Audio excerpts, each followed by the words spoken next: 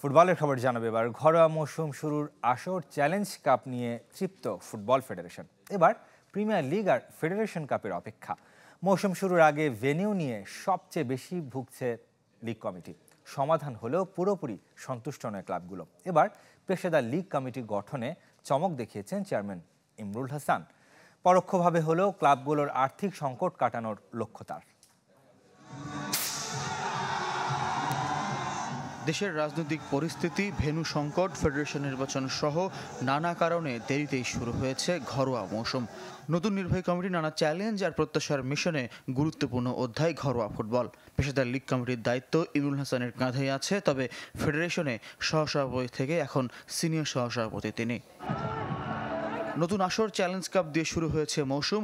দর্শক উন্মাদনা, ম্যাচের উত্তেজনা সব বিবেচনায় এক ম্যাচের শিরোপা নির্ধারণী আসর নিয়ে সন্তুষ্ট ফেডারেশন। আমাদের দৃষ্টিতে আমরা চ্যালেঞ্জ কাপের মাধ্যমে যে যাত্রা শুরু করেছি সেক্ষেত্রে আমরা শতভাগ সফল। অপেক্ষায় বড় পরীক্ষার দুই আসর, প্রিমিয়ার লিগ ও ফেডারেশন কাপ। মৌসুমের পরিকল্পনায় বেশি ভুগতে হয়েছে ভেন্যু নিয়ে, তবে ভেন্যু চূড়ান্ত করেও স্বস্তি নেই।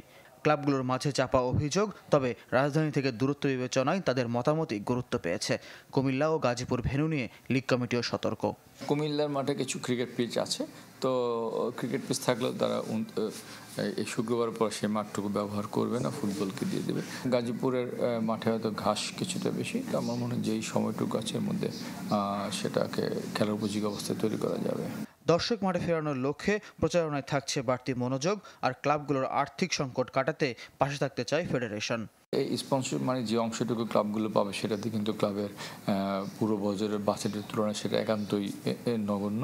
আমাদের চেষ্টা থাকবে তাদেরকে যেন কোনো স্পন্সরশিপ আমরা জোগাড় করে দিতে পারি।